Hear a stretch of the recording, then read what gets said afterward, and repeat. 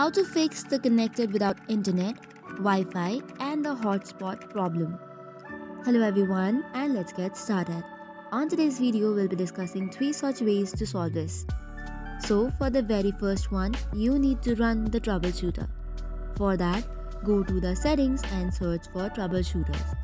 Then go to other troubleshooters and search for network and internet and click on run button.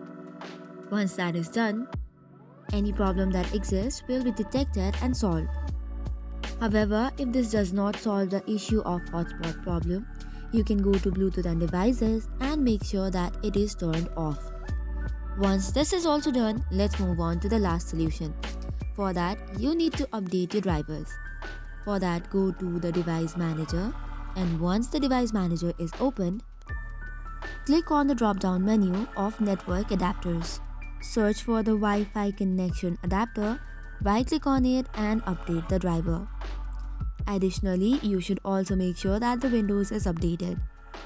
That is all for today's video. For more such contents, do not forget to hit the like and subscribe button. Thank you and keep watching.